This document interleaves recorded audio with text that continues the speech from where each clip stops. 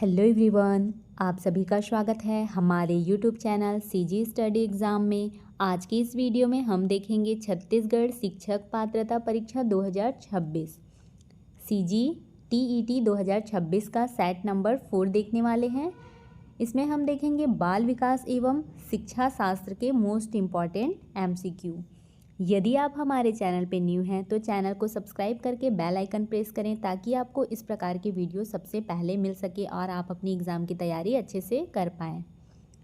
Question number 1 है, बाल विकास किस प्रकार की प्रक्रिया है?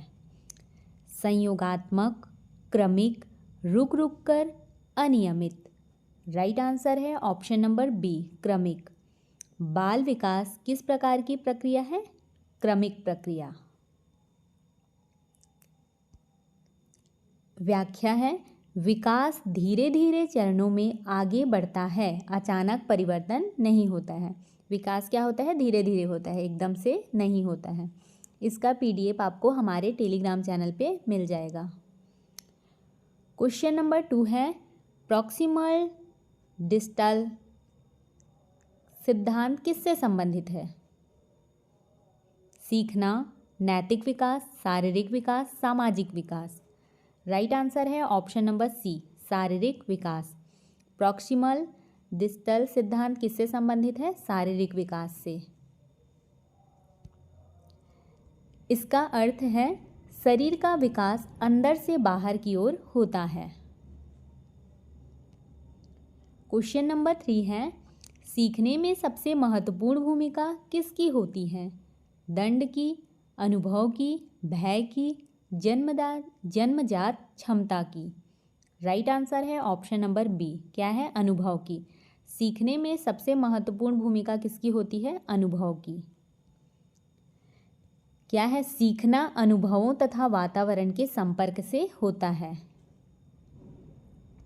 क्वेश्चन नंबर 4 है, कोहलबर्ग के अनुसार नैतिकता का पहला स्तर है प्री परंपरागत, परंपरागत, उत्तर परंपरागत, सामाजिक, संज्ञानात्मक। राइट आंसर है ऑप्शन नंबर ए, प्री परंपरागत। कोहलबर्ग के अनुसार नैतिकता का पहला स्तर क्या है? प्री परंपरागत। बच्चे शुरुआत में दंड पुरस्कार आधारित नैतिकता से समझते हैं। क्वेश्चन नंबर 5 है, प्ले वे मेथड किसने विकसित की? फ्रोइबेल, पियाजे, स्कीनर, ब्रूनर। राइट आंसर है ऑप्शन नंबर ए, फ्रोइबेल ने। प्ले वे मेथड किसने विकसित की?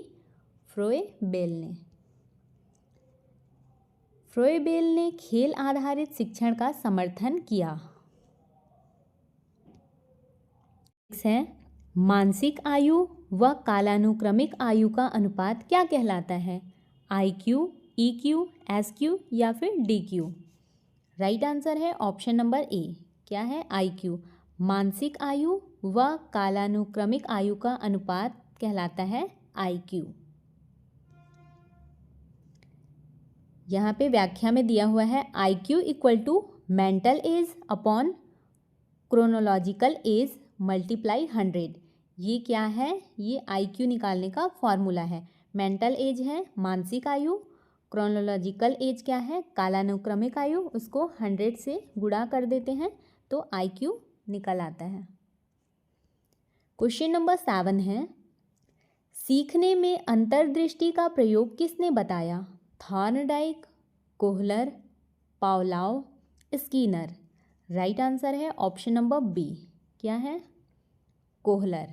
सीखने में अंतर्दृष्टि का प्रयोग किसने बताया? कोहलर ने। कोहलर ने चिंपैंजी पर प्रयोग कर अंतर्दृष्टि सिद्ध किया। क्वेश्चन नंबर 8 है, सहपाठी समूह का सबसे बड़ा योगदान क्या है? भाषा विकास, समान लोगों से पहचान, भरोसा टूटना, अनुशासन। राइट आंसर है ऑप्शन नंबर बी, समान लोगों से पहचान। सहपाठी समूह का सबसे बड़ा योगदान क्या है? समान लोगों से पहचान। बच्चे साथियों के साथ सामाजिक भूमिकाएं सीखते हैं। क्वेश्चन नंबर 9 है, सीखना किसका परिणाम है? परिपक्वता, अनुभव, परीक्षण, जन्मजात योग्यता। राइट आंसर है ऑप्शन नंबर बी, अनुभव। सीखना किसका परिणाम है? अनुभव का। क्या है? सीखना अनुभव आधारित परिवर्तन है। क्वेश्चन नंबर 10 है, पढ़ाई में कठिनाई वाले बच्चे को क्या कहा जाता है? धीमा सीखने वाला, परिपक्व, प्रतिभाशाली, विधि निर्भर। राइट आंसर है ऑप्शन नंबर ए, धीमा सीखने वाला। पढ़ाई में कठिनाई वाले बच्चे को क्या कहा जाता है? धीमा सीखने वाला। ऐसे बच्चों को अतिरिक्त सहायता की आवश्यकता होती है जो बच्चे धीमा सीखते हैं। नेक्स्ट क्वेश्चन देखेंगे, कथन और कारण से। क्वेश्चन नंबर 11 है, असशन है, कथन है, खेल बच्चों के सर्वांगीण विकास में सहायक है। रीज़न क्या है? खेल केवल शारीरिक विकास करता है। तो यहाँ पे कथन सही है, खेल बच्चों के सर्वांगीण विकास में सहायता करता है, और कारण क्या बोला है? खेल केवल शारीरिक विकास करता है। ये गलत है। राइट आंसर है ऑप्शन नंबर सी, ए सही है, आर गलत है। व्याख्या देखते हैं। खेल मानसिक, सामाजिक, भावनात्मक सभी विकास में सहायक हैं। इन सभी सामाजिक, मानसिक, भावात्मक सभी विकास में सहायक होते हैं खेल। क्वेश्चन नंबर 12 है, कथन में बोला गया है, दंड से बच्चे के व्यवहार में स्थायी सुधार होता है। ये गलत है। दंड से बच्चे के व्यवहार में स्थायी सुधार नहीं होता है, उनमें भय पैदा होता है। रीज़न देखते हैं। दंड बच्चों में भय और नकारात्मक भाव उत्पन्न करता है। ये सही है। दंड देने से बच्चे में भय आता है और नकारात्मक भाव उत्पन्न होते हैं। ये सही है। इसका राइट आंसर क्या हो जाएगा? ऑप्शन नंबर बी, ए गलत है, आर सही है। दंड स्थायी सुधार नहीं करता है बल्कि भय बढ़ाता है। क्वेश्चन नंबर 13 है, कथन में बोला गया है, भाषा सीखना एक सामाजिक प्रक्रिया है। सही है, भाषा सीखना क्या है? एक सामाजिक प्रक्रिया है। कारण है, बच्चे परिवार और समाज द्वारा भाषा सीखते हैं। ये भी करेक्ट है। राइट आंसर है ऑप्शन नंबर ए। ए और आर दोनों सही हैं, वह आर ए की व्याख्या है। भाषा वातावरण से सीखी जाती है। क्वेश्चन नंबर 14 है, कथन में बोला गया है, चिंतन क्षमता उम्र के अनुसार बढ़ती है। सही है, चिंतन क्षमता क्या होती है? उम्र के अनुसार बढ़ती है। कारण है, परिपक्वता तथा अनुभव दोनों चिंतन को प्रभावित करते हैं। ये भी सही है। राइट आंसर है ऑप्शन नंबर ए। क्या है? दोनों सही हैं और आर ए की सही व्याख्या है। क्वेश्चन नंबर 15 है, कथन में बोला गया है, सभी बच्चों का विकास समान गति से होता है। ये गलत है। कारण है, बच्चों की आनुवंशिकता अलग अलग होती है। ये सही है। बच्चों की आनुवंशिकता अलग अलग होती है और उनका विकास समान गति से नहीं होता है। इसका राइट आंसर क्या है? ऑप्शन नंबर बी, ए गलत है, आर सही है। विकास की गति अलग अलग होती है। क्वेश्चन नंबर 16 है, संज्ञानात्मक विकास किसने प्रतिपादित किया? वाइगोत्स्की, पियाजे, स्किनर, ब्रूनर। राइट आंसर है ऑप्शन नंबर बी, पियाजे। संज्ञानात्मक विकास किसने प्रतिपादित किया? पियाजे ने। क्वेश्चन नंबर 17 है, परिपक्वता किससे संबंधित है? वातावरण, प्रशिक्षण, जैविक परिवर्तन, सामाजिक अनुभव। राइट आंसर है ऑप्शन नंबर सी, जैविक परिवर्तन से। परिपक्वता किससे संबंधित है? जैविक परिवर्तन।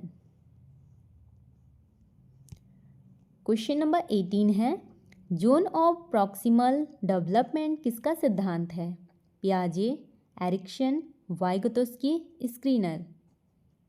स्किनर। राइट आंसर है ऑप्शन नंबर सी। क्या है? Vygotsky. Zone of proximal development किसका सिद्धांत है? वाइगोत्स्की का। क्वेश्चन नंबर 19 है, सीखने को स्थायी बनाने का सबसे प्रभावी तरीका क्या है? दंड, पुनरावृत्ति, अनुकरण, चित्रों का उपयोग। राइट आंसर है ऑप्शन नंबर बी, पुनरावृत्ति। सीखने को स्थायी बनाने का सबसे प्रभावी तरीका है पुनरावृत्ति। क्वेश्चन नंबर 20 है, बच्चों में आत्मसम्मान कब विकसित होता है? शैशवावस्था, प्रारंभिक बाल्यावस्था, किशोरावस्था, वयस्कता। राइट आंसर है ऑप्शन नंबर सी, किशोरावस्था में। बच्चों में आत्मसम्मान कब विकसित होता है? किशोरावस्था में। क्वेश्चन नंबर 21 है, विशेष आवश्यकता वाले बच्चों को मुख्य धारा की शिक्षा में शामिल करना क्या कहलाता है? सेग्रेगेशन, इंक्लूजन, एक्सक्लूजन, सामान्यीकरण। राइट आंसर है ऑप्शन नंबर बी, इंक्लूजन। विशेष आवश्यकता वाले बच्चों को मुख्य धारा की शिक्षा में शामिल करना क्या कहलाता है? इंक्लूजन। क्वेश्चन नंबर 22 है, अधिगम का सिद्धांत किस पर आधारित है? प्रयोग और भूल, जन्मजात गुण, दंड, दृष्टि। राइट आंसर है ऑप्शन नंबर ए, प्रयोग और भूल पर। अधिगम का सिद्धांत किस पर आधारित है? प्रयोग और भूल। क्वेश्चन नंबर 23 है, भावनाएं किससे विकसित होती हैं? अनुभव, खेल, आहार, वंशानुक्रम। राइट आंसर है ऑप्शन नंबर ए, अनुभव। भावनाएं किससे विकसित होती हैं? अनुभव से। क्वेश्चन नंबर 24 है, किशोरावस्था को क्या कहा जाता है? स्वर्णकाल, तनाव का काल, बुद्धि का काल, खेल का काल। राइट आंसर है ऑप्शन नंबर बी, तनाव का काल। किशोरावस्था को क्या कहा जाता है? तनाव का काल। हार्मोनल परिवर्तन व पहचान संकट के कारण तनाव अधिक होता है। क्या होता है? किशोरावस्था में हार्मोनल परिवर्तन होते हैं, इस कारण से तनाव अधिक होता है। क्वेश्चन नंबर 25 है, बुद्धिमत्ता को किससे मापा जाता है? EQ, IQ, SQ, MQ। Right answer है ऑप्शन नंबर बी, क्या है? IQ। बुद्धिमत्ता को IQ से मापा जाता है।